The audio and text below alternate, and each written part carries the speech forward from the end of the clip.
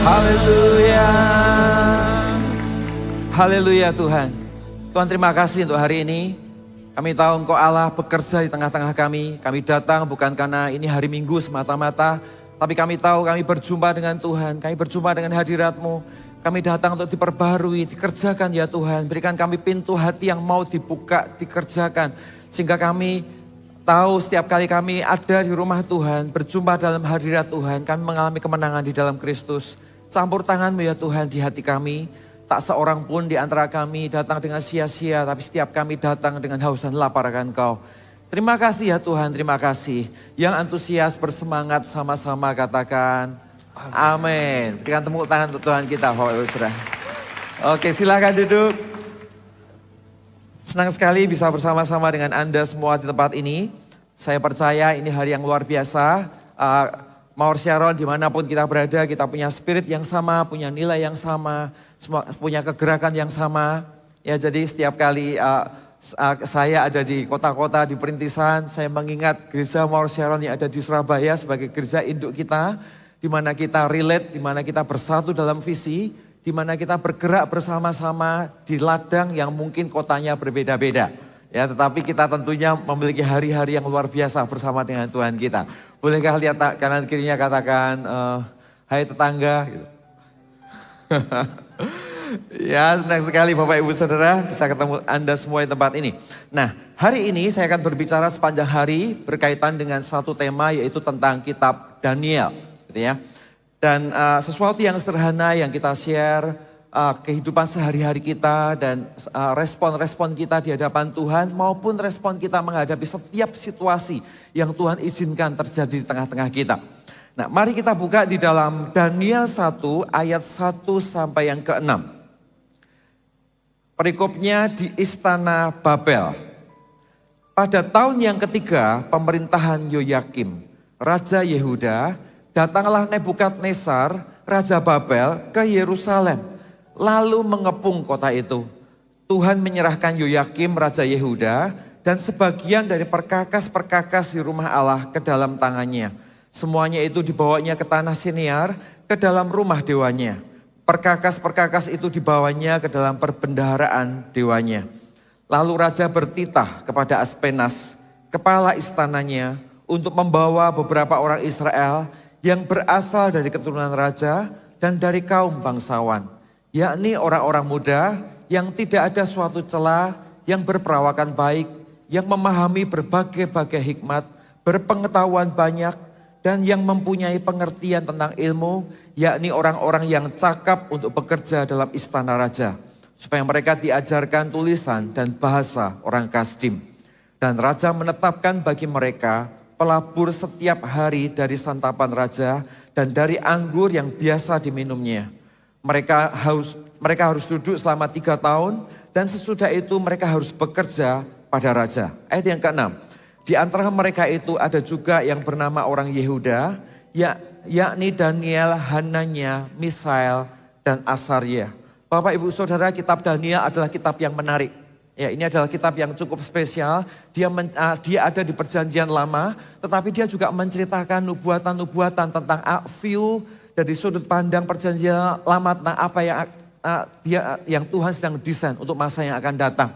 Nah, yang menarik adalah kitab Daniel ini di dalam kelahiran seorang Daniel, di sana ada 3 pemimpin besar yang tumbuh di masa yang sama dengan tanggung jawab dan ruang yang berbeda-beda. Dan mereka bertiga adalah ruang lingkup tumbuhnya seorang Daniel di masanya.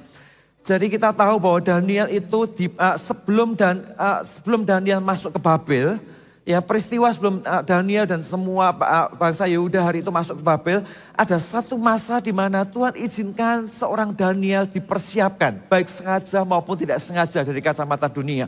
Tetapi bagi surga ternyata Tuhan mempersiapkan dengan detail setiap kehidupan seseorang. Orang yang pertama siapa? Orang pertama adalah yang hidup di masa Daniel, di masa persiapan Daniel adalah Nabi Yeremia. Saat itu Nabi Yeremia usianya 22 tahun. Dan saat Daniel dibuang usianya mungkin sekitar 13-14 tahun. Jadi mereka sama-sama muda pada saat itu. Seorang lagi bernama seorang keturunan imam, namanya adalah Yeskiel. namanya adalah Yeskiel. Saat itu umurnya berusia 30 tahun. Dan satu orang raja lagi namanya Raja Yosia, Bapak Ibu Saudara. Namanya Raja Yosia, di mana Raja Yosia memerintah pada usia 8 tahun. Dan di dalam pemerintahan Raja Yosia ini, bangsa Israel pernah mengalami sebuah revival yang besar. Ya, ketika dia semakin bertumbuh, dia tahu membedakan antara mana yang benar dan mana yang salah, dan dia memilih kebenaran, dia mengikut Tuhan dengan segenap hatinya. Sampai satu titik dia menghancurkan semua penyembahan berhala di seluruh Israel. Dihancurkan semua penyembahan berhala di seluruh Israel, dibongkar, dihancurkan. Hari itu Israel mengalami revival. Mereka mengalami pertobatan yang begitu luar biasa. Orang-orang dari menyembah berhala semuanya ditumbangkan, dihancurkan semuanya. Dan mereka balik menyembah kepada Tuhan. Dan pada usia Yosia yang ke-24 tahun, dia menemukan kembali kitab Taurat yang hilang. Kemudian diajarkan Imam Hizkia kepada seluruh rakyatnya pada saat itu. Jadi Anda bisa melihat hal ini terjadi 20 tahun sebelum masa pembuangan Babel. Jadi Anda bisa membayangkan, jadi Daniel ini adalah produk revival dari seorang raja yang namanya Raja Yosia. Ya, jadi sama seperti kita semua hari ini, ketika kita melihat hidup kita, kita mungkin tidak pernah memikirkan apa yang akan terjadi dalam hidup kita.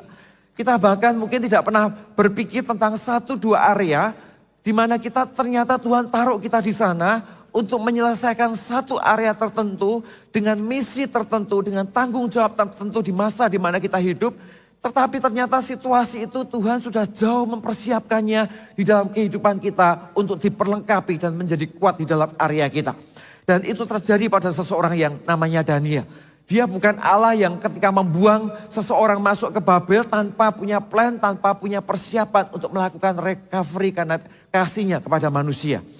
Dan Allah mempersiapkan ini jauh-jauh hari sebelum hal itu terjadi.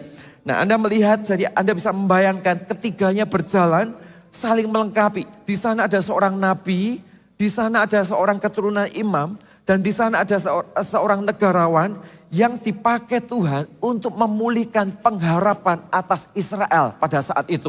Jadi kalau kita memahami background pada saat pembuangan Babilonia pada saat itu, kondisinya hari itu bangsa Israel tahu mereka adalah umat pilihan Tuhan. Mereka merasa dirinya dipilih. Mereka merasa bahwa Tuhan spesial dengan mereka. Gitu ya. Dan mereka juga tahu, menyadari bahwa ada sesuatu yang menyimpang di dalam apa yang mereka kerjakan. Tetapi di waktu yang sama mereka tidak bisa menerima, ya, kenapa bangsa yang lebih buruk, ya, kenapa bangsa yang lebih buruk dipakai Tuhan untuk mendisiplin bangsa yang dipilih Tuhan.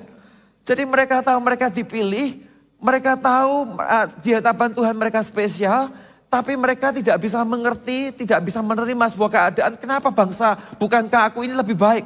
Bukankah aku ini bangsa yang dipilih? Tapi kenapa diizinkan dihukum atau didisiplin lewat bangsa yang tidak dipilih Tuhan atau lebih jelek di pandangan mereka. Sehingga hari itu nabi-nabi di Israel semua berkata, enggak, ini bukan rencana Tuhan. Ini harus dilawan. Ya, ini bukan rencana Tuhan, kita harus berperang, kita harus melawan dan sebagainya.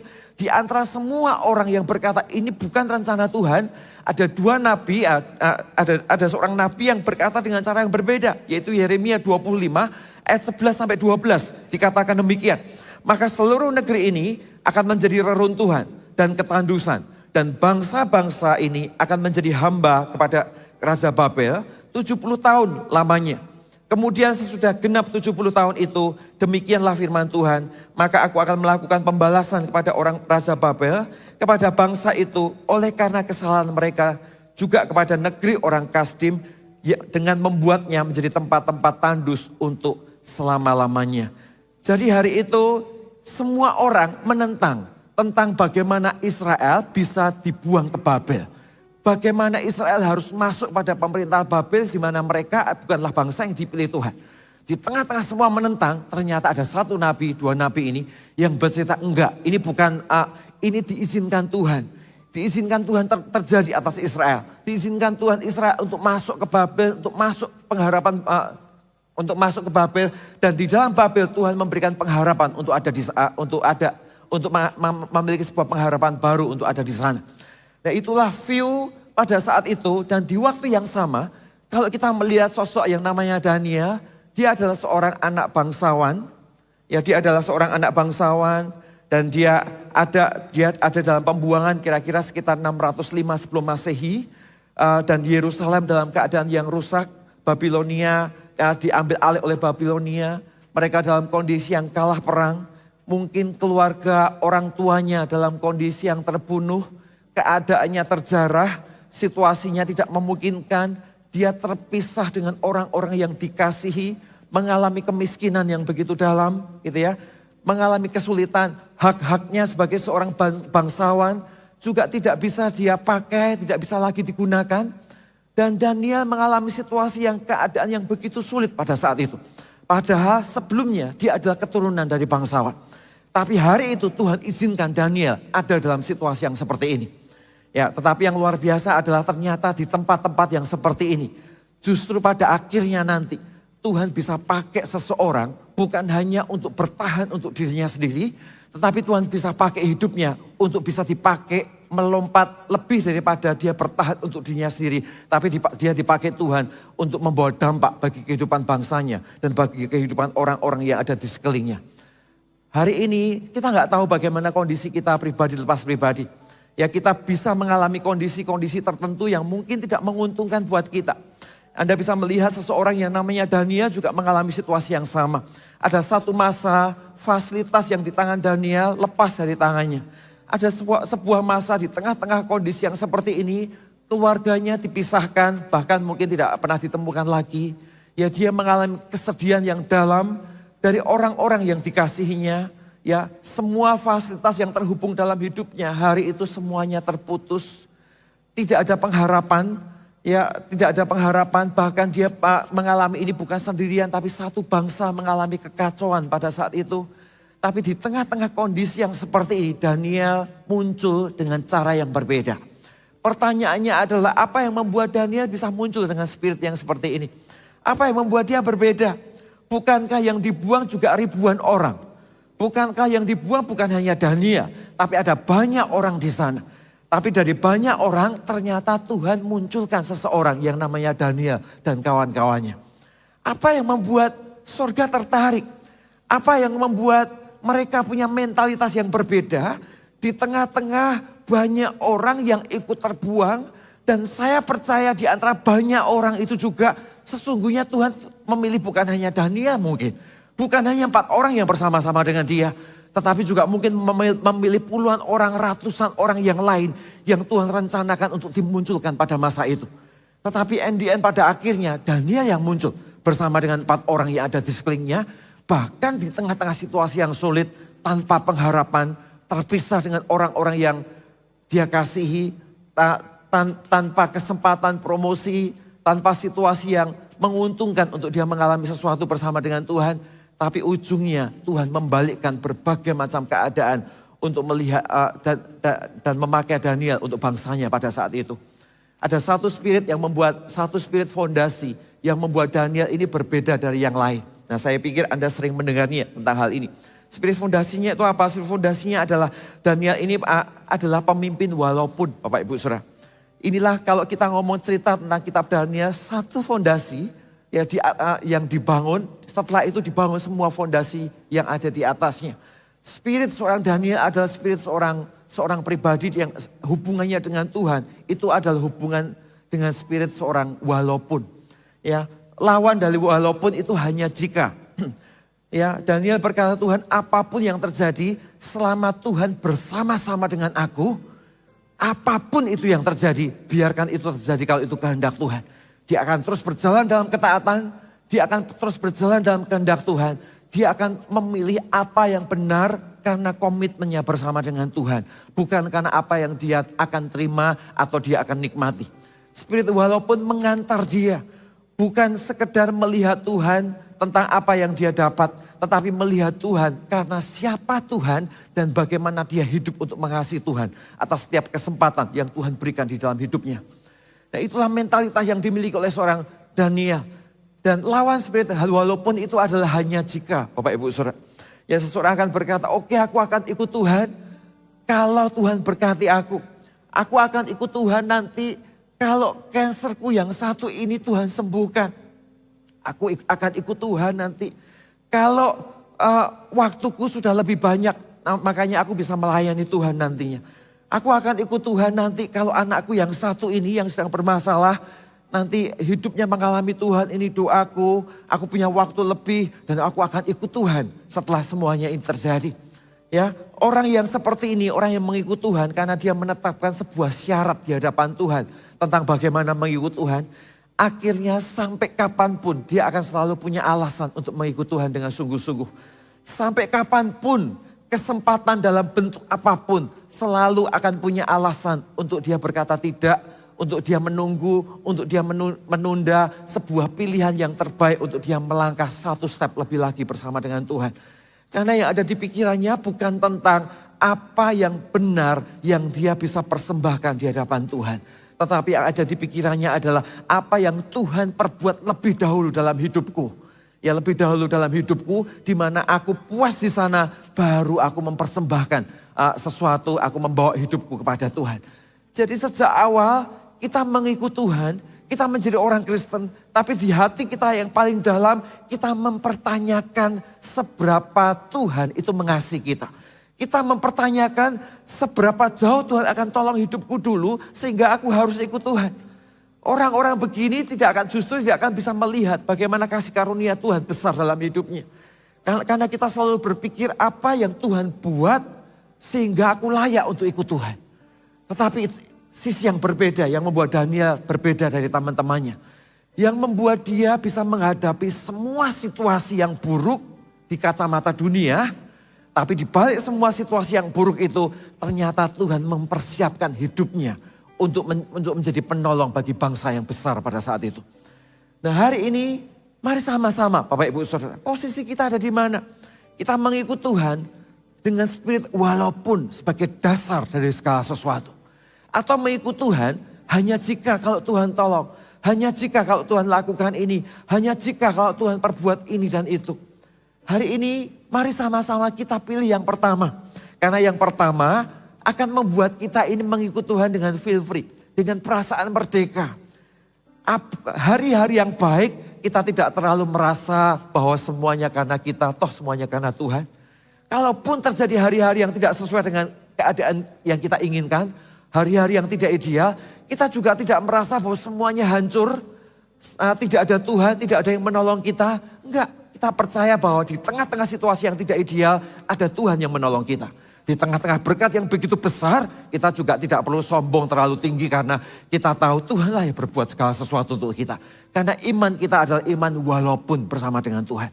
Saudara, titik inilah yang akhirnya membuat seorang Daniel dipakai Tuhan untuk memulihkan pengharapan bagi Israel.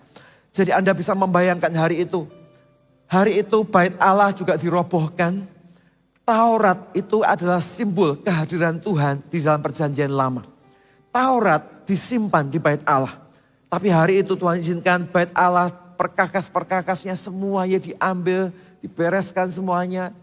Dan mengalami penjarahan semuanya. Dan simbol kehadiran Allah tidak ada. Bangsa Israel bisa bertanya, Tuhan ada di mana dalam situasi yang seperti ini? Ketika dibuang ke Babel, yang dibuang bukan hanya orangnya. Tapi bait Allah semuanya juga diporak-porandakan. Taurat ada di sana. Lambang kehadiran Tuhan juga ada di sana. Sehingga bangsa Israel mempertanyakan, Tuhan ada di mana dalam situasi yang seperti ini? Allah yang kami sembah hari ini nggak hadir di sana. Nggak muncul dalam situasi yang sulit ini. Dan di tengah-tengah situasi yang seperti inilah Tuhan munculkan seorang Daniel. Untuk menjadi simbol pengharapan. Untuk bagaimana Tuhan memulihkan keadaan Israel. Tuhan mau ngomong pada Israel, iya memang kamu sedang ada dalam penghukuman. Iya memang kamu diizinkan untuk mengalami proses. Karena mungkin situasi, keputusan-keputusan yang salah di masa lalu. Tetapi sekalipun kamu dalam proses, sekalipun diizinkan Tuhan mengalami situasi yang tidak mudah. Sekalipun ada dalam sebuah keadaan yang enggak biasanya mengalami tekanan yang begitu sulit, tetapi aku Tuhan tidak meninggalkan. Masih akan ada waktunya di mana pengharapan atas Israel akan muncul kembali dan menjadi kemenangan di hari-hari depanku. Dan itulah yang membuat Daniel dimunculkan pada saat itu, Bapak Ibu Saudara. Jadi Anda bisa membayangkan dalam situasi yang seperti ini. Terjepit, dijauhkan dari orang-orang yang dikasihi. Anak bangsawan yang tidak bisa menggunakan semua fasilitas yang dia punya. Ya, semua orang menganggap Israel sudah hancur. Simbol kehadiran Tuhan tidak ada. Semua orang mempertanyakan Tuhan ada di mana. Ya, di tengah-tengah keadaan yang seperti ini, muncul seorang Daniel dan kawan-kawannya yang diinterview Nebukadnezar, dan dia terpilih menjadi penasihat raja di antara orang banyak. Bayangin, di tengah-tengah semuanya tidak ada pengharapan. Di tengah-tengah semuanya sedang mengalami kehancuran. Di tengah-tengah orang lagi nyari Tuhan, tapi simbol kehadiran Tuhan tidak ada di sana. Di tengah-tengah orang mau maju ke depan, satu langkah di depannya pun dia nggak tahu apa yang akan terjadi. Mereka tinggal dalam suasana perbudakan dan kemiskinan yang begitu dalam. Tidak ada pengharapan. Tapi ternyata dimunculkan sekelompok orang yang diinterview Nebukadnezar. Ternyata dia justru terpilih menjadi penasihat raja dari antara orang banyak. Dikatakan wisdom Daniel atau hikmat Daniel itu 10 kali lebih hebat daripada pesaing-pesaingnya. Daniel dikatakan memiliki komunikasi yang baik, menaklukkan hati pemimpin pengawas istana, membangun koneksi dan hubungannya dengan orang-orang yang di sekelilingnya. Ya, Alkitab berkata ayat yang ke-9, maka Allah mengaruniakan kepada Daniel kasih dan sayang dari pemimpin pegawai istana itu. Tetapi berkatalah pemimpin pegawai istana itu kepada Daniel, aku takut kalau Tuanku Raja yang telah menetapkan makanan dan minumanmu berpendapat bahwa kamu kelihatan kurang sehat daripada orang-orang muda yang lain sebaya dengan kamu. Sehingga karena kamu aku dianggap bersalah oleh Tuhan. Ya, ini adalah seseorang yang sedang ditahan, Saudara. Tapi Alkitab berkata, ayat yang ke-9 dikatakan Allah mengaruniakan kepada Daniel kasih dan sayang dari pemimpin pegawai istana itu. Jadi Daniel diizinkan Tuhan mengalami penyertaan Tuhan bukan hanya di kamar doanya. Tapi Daniel mengalami penyertaan Tuhan di hadapan manusia. Di hadapan lawan-lawannya. Ya, di hadapan lawannya dia mampu membangun komunikasinya dengan baik. Dia mau mengelola situasi yang terbaik di tengah-tengah keadaan yang sulit. Yang hari itu terjadi bersama dengan situasi yang ada dalam hidupnya. Saudara, inilah yang membuat sosok Daniel yang begitu terjepit, begitu tidak punya pengharapan bersama dengan 4 orang saudaranya. Dan ternyata di tengah-tengah situasinya dia dipilih Tuhan untuk memulihkan pengharapan bagi Israel pada saat itu. Jadi tahukah ketika Tuhan mau mengangkat seseorang, ketika Tuhan mau mengeluarkan seseorang dari sebuah situasi hidup kita, itu seringkali bukan bergantung pada situasi yang ada di sekeliling kita menguntungkan atau tidak menguntungkan. Bukan bergantung kepada kondisi ekonomi di sekeliling kita lagi baik atau enggak baik. Bukan bergantung pada apakah dukungan, atmosfer, animo di sekeliling kita menolong kita atau tidak. Apakah nanti akan ada seseorang yang menolong kita atau tidak. Apakah hari ini ada tim yang menolong kita pada saat itu atau tidak. Awal mulanya bukan dari sana dulu. Tapi ternyata ada satu area di mana di tengah semuanya dilucuti dalam hidupnya. Semua potensi, semua yang ada dalam hidupnya, semua yang jadi pengaruh, semua yang jadi tool untuk dia melompat menjadi lebih tinggi, semuanya dilucutin dan dia gak punya apa-apa. Tetapi di tengah-tengah situasi yang seperti ini, tetap Daniel dimunculkan Tuhan sebagai sosok yang berbeda. Untuk memulihkan bukan hanya dirinya sendiri, tapi memulihkan pengharapan bagi Israel hari itu. Dan membangun sesuatu yang baru, sesuatu yang luar biasa atas Israel, lewat peristiwa Daniel dan kawan-kawannya hari itu. Saudara, saya ingin sharekan beberapa respon seorang Daniel yang membuat dia tampil dengan berbeda di tengah-tengah situasi yang dia hadapi. Justru di saat-saat tertekan, dia menjadi seseorang kepercayaan raja. Di saat-saat yang tertekan, dia dipakai untuk memulihkan pengharapan Israel. Di saat-saat dia tidak punya pengharapan, dia justru mengalami perkenanan penyertaan Tuhan yang begitu luar biasa. Ada beberapa prinsip yang simpel, sederhana, keseharian yang dibangun oleh seseorang yang namanya Daniel. Yang pertama apa Bapak Ibu Saudara? Yang pertama adalah karena kualitas hidup yang dia pilih. Ya, ada satu nilai yang melekat di dalam hidupnya. Ada satu nilai ini yang melekat di dalam hidupnya. Ya, jadi Daniel itu punya satu sikap hati, ya kondisi hatinya itu di depan keadaan yang sedang terjadi. Jadi apapun yang terjadi dalam hidupnya, kapasitasnya untuk melihat Tuhan itu selalu ada di depan situasinya. Jadi dia tidak mengizinkan situasi mempengaruhi atau menguasai hatinya. Setiap tekanan itu datang, setiap situasi coba menghancurkan dia, setiap keadaan membuat dia turun ke bawah. Dia selalu mengambil posisi iman, enggak, aku punya Tuhan.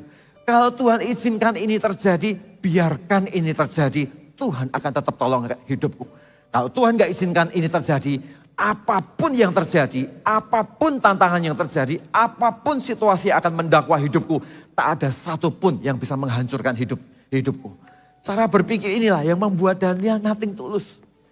Dia tertekan, dia mungkin sedih. Dia terpisah dengan keluarganya.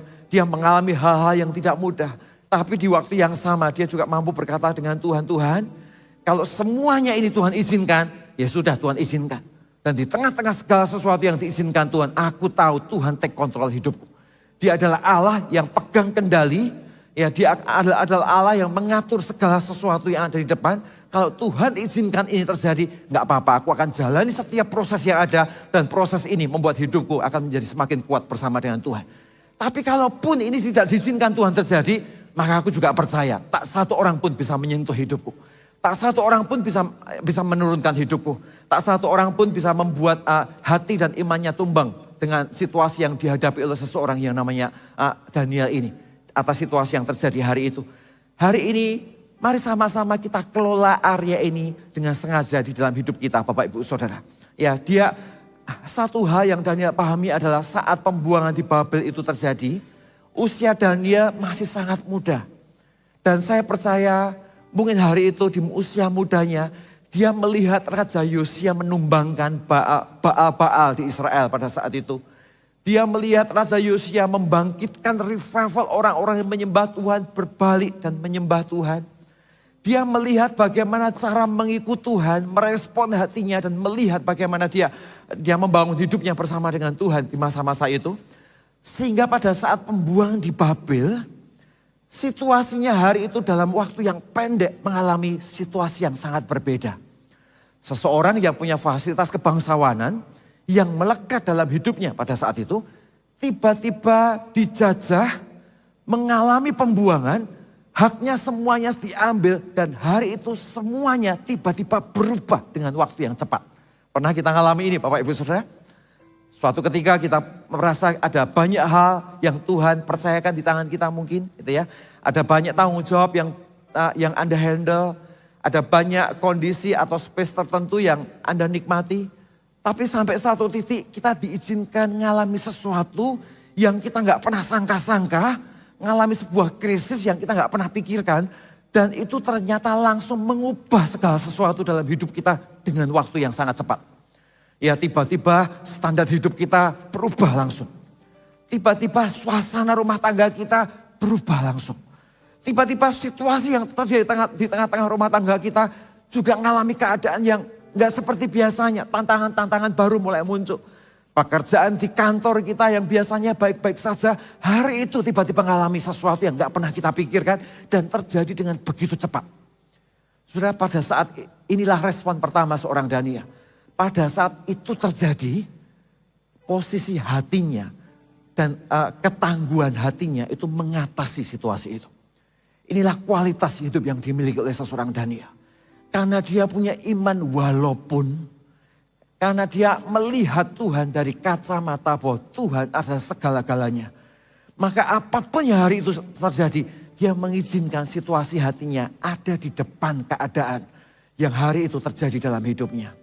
Sehingga hari itu kalau dia tahu bahwa situasinya berubah, maka dia harus merespon hatinya dengan cara yang berbeda. Dia sadar bahwa ketika situasinya berubah, dia harus rela dibentuk dan rela mengikuti perubahan dan memimpin perubahan itu dengan respon yang benar. Ya, sehingga apapun situasi yang terjadi, dia bisa memimpin situasi itu dengan respon-respon perubahan yang benar yang Tuhan percayakan di dalam hidupnya. Saudara, itulah seharusnya semakin kita dewasa bersama dengan Tuhan. Keadaan tidak selalu ideal sesuai dengan keinginan kita. Situasi tidak akan selalu sesuai dengan keinginan dan harapan kita. Tapi saat situasi nggak sesuai dengan keinginan kita, saat keadaan nggak sesuai dengan apa yang kita harapkan, saat kita dituntut untuk merespon, selalu respon kita ada dua. Respon kita akan berkata, ya sudah pokoknya aku mau tetap begini. Kita ngotot dengan keadaan kita ngotot dengan kekerasan hati kita ngotot dengan semua hal yang seharusnya hati kita lebih bisa merespon dengan benar. Tapi kita ngotot dengan kondisi hati kita yang kaku di sana. Padahal Tuhan sedang mengerjakan hati kita untuk shifting ke jalur yang berbeda. Supaya kita diajar Tuhan untuk melihat sesuatu yang lebih besar. Tapi kita memutuskan untuk tidak memimpin diri kita sendiri untuk masuk di dalam sebuah perubahan. Inilah yang membuat akhirnya kita stuck pada sebuah keadaan. Inilah yang membuat ketika situasi berubah, tantangan muncul, keadaan-keadaan yang kita alami terjadi, kita nggak bisa meletakkan iman kita di depan situasi itu. Karena kita meletakkan standar terhadap diri kita sendiri, terhadap keadaan yang kita inginkan, yang hari itu ternyata Tuhan izinkan situasinya berbeda dengan harapan kita. Nah itulah yang terjadi dengan seseorang Daniel. Dia mampu untuk memimpin perubahannya ketika diizinkan Tuhan ada dalam sebuah situasi yang berbeda. Matius 5 ayat 48 dikatakan demikian. Karena itu haruslah kamu sempurna seperti Bapamu yang di surga adalah sempurna. Ya. Kenapa Tuhan berkata, karena itu haruslah kamu sempurna, teleos. Sama seperti Bapamu yang di surga adalah sempurna. Dan bahasa aslinya dikatakan sempurna ini dengan kata dewasa. Atau komplit Bapak Ibu Saudara. Hidup kita ini komplit, ya kedewasaan. Kedewasaan itu bukan tentang usia yang kita punya. Tapi kedewasaan itu kemampuan kita mengambil sebuah respon atas tanggung jawab yang Tuhan izinkan terjadi di depan kita. Jadi kemampuan kita untuk mengambil tanggung jawab, merespon dengan benar atas setiap situasi yang terjadi dalam kehidupan kita. Disitulah Tuhan menuntun kita dari satu keadaan kepada keadaan yang lain. Satu situasi kepada situasi yang lain. Orang-orang yang bisa berjalan dari situasi satu kepada situasi yang lain, dengan merespon dan memimpin perubahan itu terjadi dalam hidupnya, maka dia akan mengalami pertumbuhan dengan Tuhan. Hidupnya itu akan penuh dengan pengenalan dan experience-nya, pengalamannya bersama dengan Tuhan. Bukan karena kata orang, tetapi karena dia mengalaminya dengan Tuhan. Bagaimana saat dia diberkati dan dia mengalami breakthrough-nya dari Tuhan saat masa-masa itu terjadi. Tapi sebaliknya, juga bagaimana saat dia mengalami tantangan dan saat dia berjalan dalam tantangan, dia memilih memimpin perubahan saat tantangan itu terjadi. Ternyata ketika respon hatinya benar di sini, dia bisa melihat hikmat, ajaran Tuhan, sesuatu yang Tuhan sedang latih, sesuatu yang Tuhan sedang dewasakan atas hidupnya, atas tantangan dan situasi yang hari itu terjadi dalam hidupnya. Sehingga dia tidak memprotes Tuhan, tidak mempertanyakan Tuhan, tapi justru bisa melihat Tuhan izinkan ini terjadi. Karena Tuhan mau melatih aku untuk belajar 1-2 area tertentu di dalam kehidupan kita. Saudara, itulah kemenangan kita sebagai orang percaya. Bukan karena kita selalu berhasil dalam banyak keadaan. Bukan kita selalu diberkati di dalam banyak situasi. Walaupun kita tahu ujung dari kehidupan kita mengikut Tuhan, ujungnya selalu kehidupan yang diurapi. Kehidupan yang diberkati, hidup yang diatur oleh Tuhan, masa depan yang dirancang dengan sesuatu yang terbaik yang Tuhan sudah prepare, dengan yang terbaik dalam hidup kita. Bahkan sesuatu yang kita nggak pernah pikirkan, Tuhan memberikan yang terbaik itu untuk kita. Tetapi Tuhan juga izinkan untuk menuju ke sana. Kadang-kadang ada tantangan. Tuhan mengizinkan untuk menuju ke sana. Kadang-kadang kita dihadapkan Tuhan pada perubahan-perubahan yang cepat tidak terduga. Tapi di sana Tuhan sedang mengajar kita untuk menjadi kuat dan merespon dengan cara yang benar. Di sini seringkali tantangan kita untuk bertumbuh. Kita memutuskan untuk merespon. Ya, kita memutuskan untuk merespon dengan benar. Atau kita memutuskan untuk marah dengan situasi.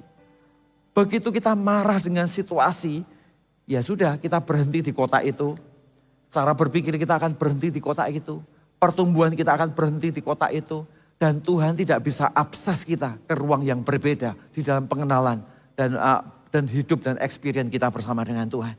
Tapi ketika kita izinkan Tuhan, aku akan ikut Tuhan, aku akan merespon dengan benar, aku akan memilih hal benar, walaupun semua situasi ini Tuhan izinkan terjadi, maka justru di tempat-tempat seperti inilah Tuhan akan membentuk hidup kita, melatih hidup kita untuk menjadi kuat. Dan ujung dari semua situasi adalah pada akhirnya ada berkat-berkat Tuhan dan penyertaan Tuhan akan mengikuti mereka yang memilih tinggal di dalam ketaatan bersama dengan Dia. Hari ini mari kita tumbuh dengan sengaja di dalam area ini Bapak Ibu Saudara. Yang kedua apa? Apa yang membuat Daniel menjadi spesial di hadapan Tuhan? Sederhana sebetulnya. Daniel ini adalah seseorang yang punya kerelaan untuk menolong orang lain. Simpel ya? Ya. Dia meletakkan orang lain, seseorang yang Tuhan ingin layani sebagai salah satu fokus hidupnya. Nanti di ibadah ketiga saya akan cerita apa bedanya sukses dan signifikan. Bagaimana kita berpindah sekedar dari sukses menjadi seseorang yang signifikan.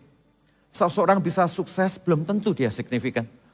Tapi seseorang yang signifikan seharusnya dia akan mengalami kesuksesan bersama dengan Tuhan. Nah Daniel sama.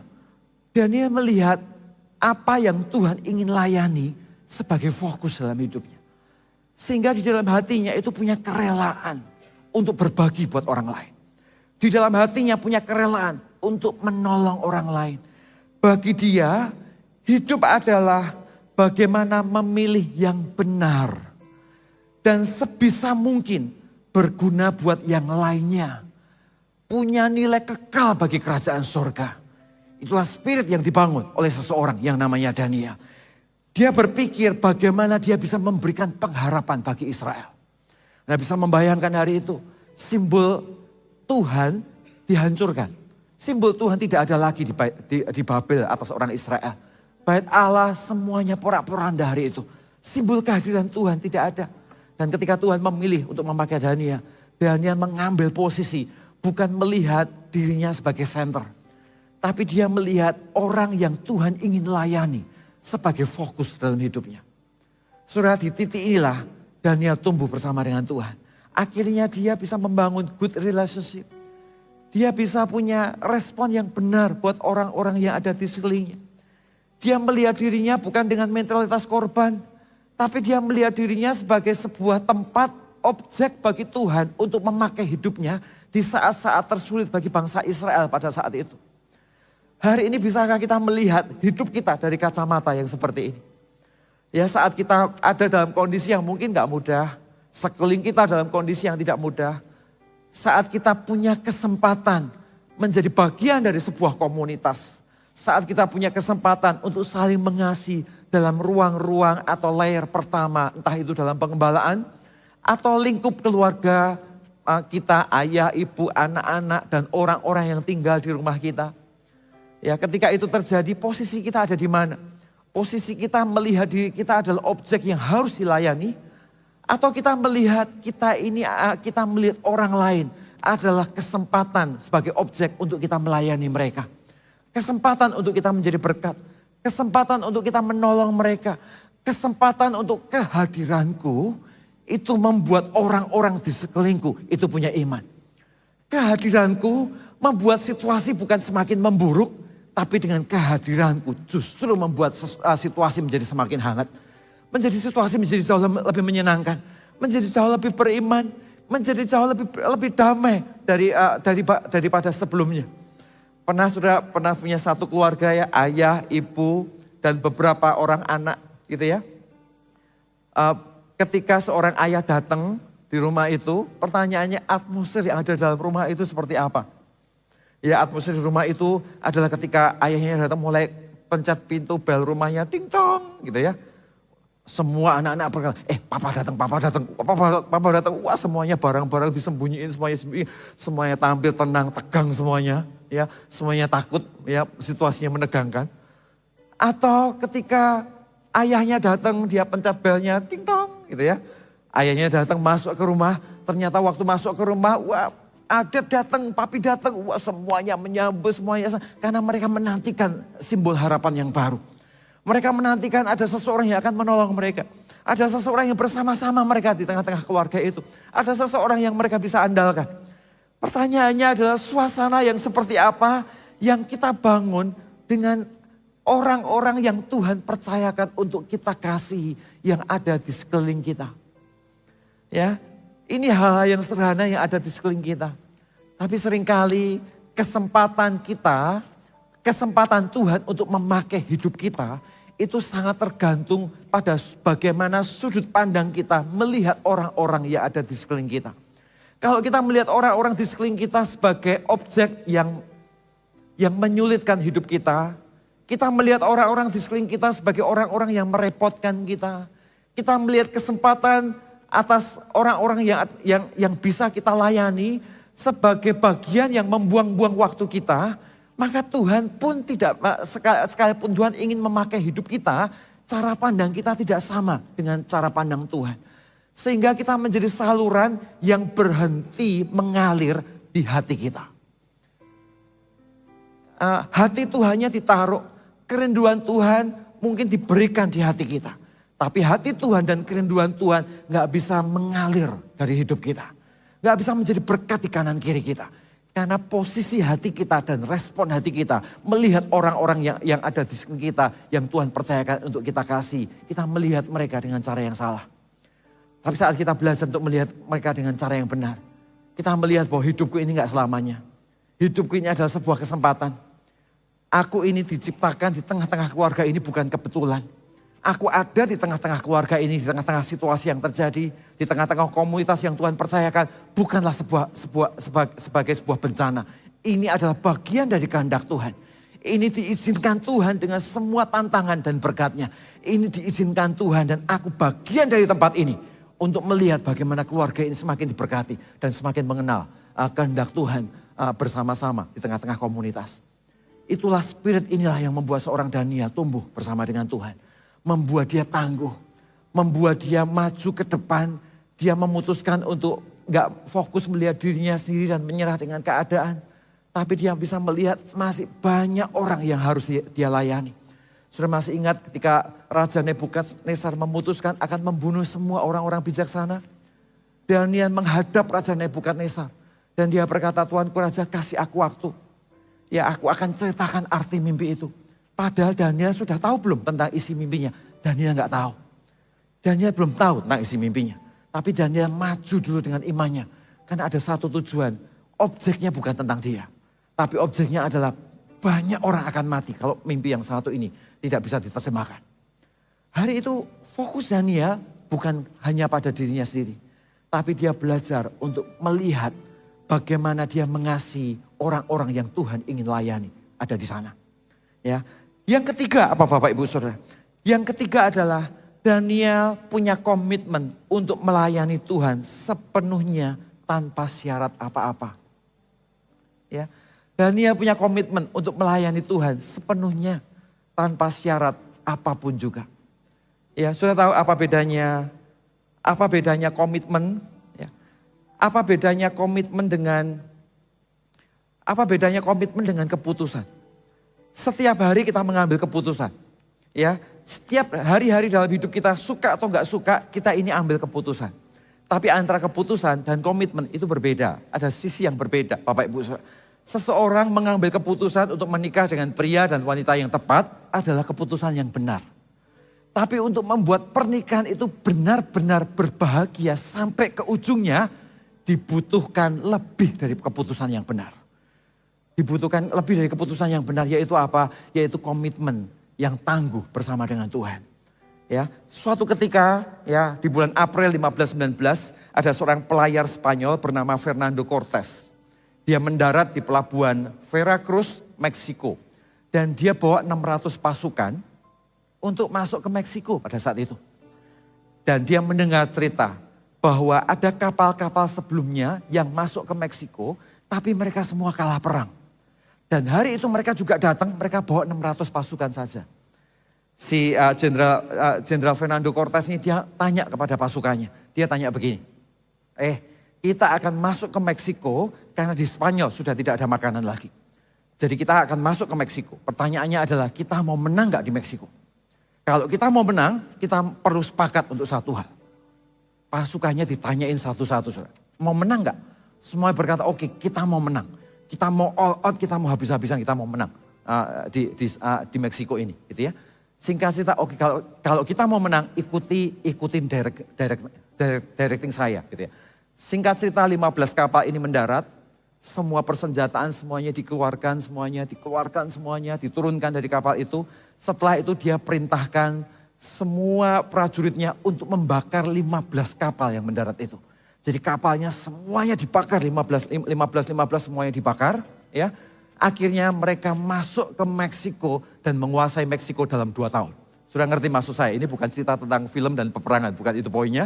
Tetapi lebih tentang, inilah komitmen. Komitmen itu bicara tentang bagaimana begitu kita mengambil sebuah keputusan bersama dengan Tuhan, maka kita bakar kapal kita di belakang, kita memilih Kristus dan hanya Tuhan, berjalan dan dengan waktu dan ujungnya tetaplah hanya Tuhan. Dan orang-orang seperti ini adalah orang-orang yang akhirnya tidak akan pernah dikecewakan oleh surga. Karena surga menghargai komitmen kita. Surga menghargai ketaatan kita untuk maju dan masuk di dalam kehendak Tuhan. Dalam situasi yang terbaik maupun dalam pilihan-pilihan yang mungkin tidak menguntungkan buat kita. Tapi di mana ada komitmen untuk berani bakar kapal kita, dan Anda memutuskan untuk maju ke depan, justru ketika Anda maju ke depan, Anda melihat berkat-berkat yang tersembunyi, yang tidak terduga, yang tak pernah kau pikirkan, dibuka satu-satu. Ya karena penyertaan Tuhan di dalam kehidupan kita.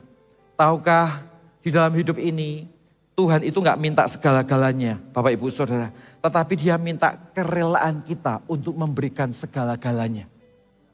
Ya, jadi Tuhan gak minta segala-galanya. Tapi dia minta kerelaan kita untuk memberikan segala-galanya.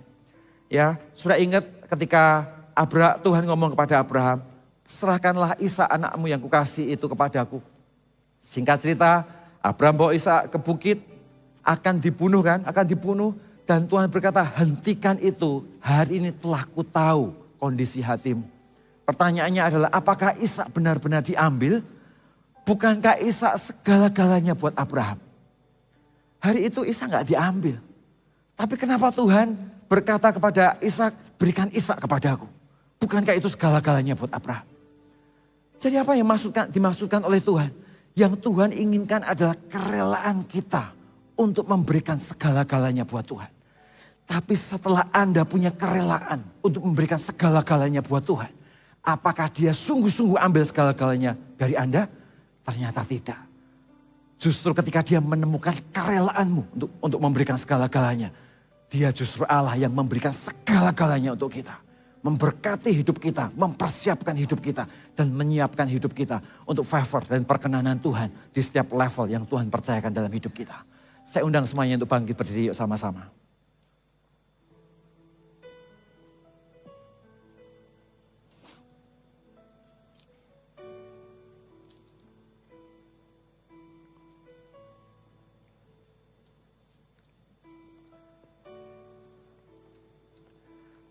Sudah berkati hari ini, amin.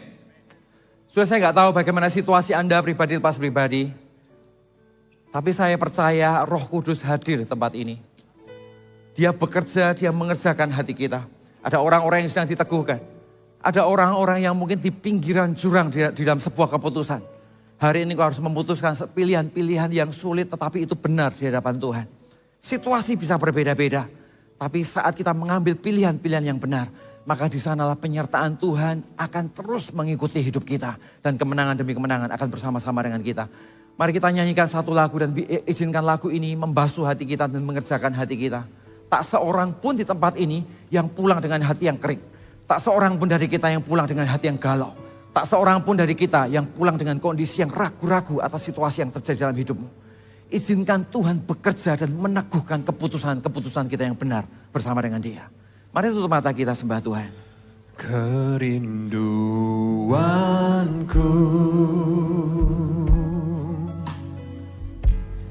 datang padamu. Allah mulia mawar Syaron, ku cinta.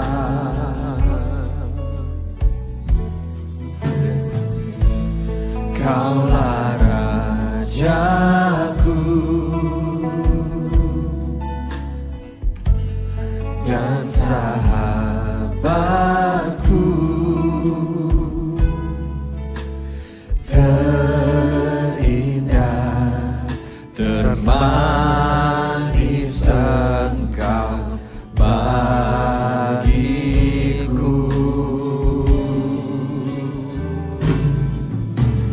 Ku sembah Kau dalam roh dan kebenaran.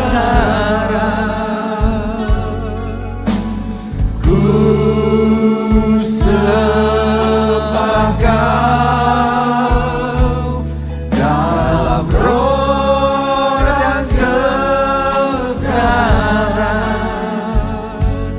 Tak seorang pun juga seperti Kau, Yesus.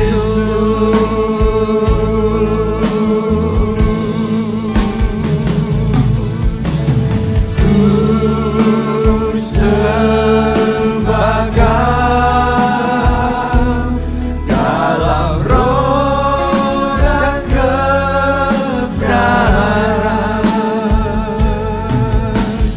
Ku sembah Kau dalam roh dan kebenaran. Tak seorang pun juga seperti Kau, Yesus. Haleluya. Ku sembah Kau dalam roh dan kebenaran. Ku sembah Kau dalam roh dan kebenaran. Tak seorang pun juga seperti Kau, Yesus.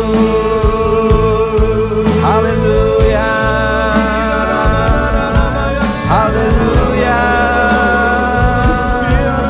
Haleluya. Haleluya. Syara la manera la syandara la manera la syakara la mu.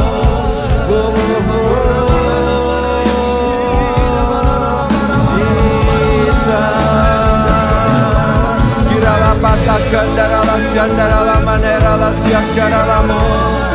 Manera la syandara la pata kandara la manera la syakira la mu. Haleluya. Haleluya. Haleluya Tuhan. Haleluya. Tuhan, kerjakan hati kami ya Tuhan. Buat kami menang dalam kehendak-Mu. Buat kami mengerti bahwa Kau Allah yang mengasihi kami. Kau Allah yang menuntun kami bukan hanya di waktu yang terbaik, tapi di setiap waktu yang Tuhan izinkan terjadi. Ada Tuhan di sana, ada Allah di sana, ada masa depan di sana. Keputusan-keputusan yang benar selalu berujung kepada tujuan-tujuan Allah yang tercapai. Keputusan-keputusan yang benar, ketaatan-ketaatan yang kami pilih, sekalipun kondisinya mungkin tidak menguntungkan, selalu berujung pada kasih karunia dan penyertaan Tuhan dalam hidup kami ya Tuhan. Izinkan kami tinggal di sana, izinkan kami tumbuh dan berani mengambil keputusan di dalam area-area ini ya Tuhan. Kerjakan hati kami ya Tuhan, di dalam nama Yesus.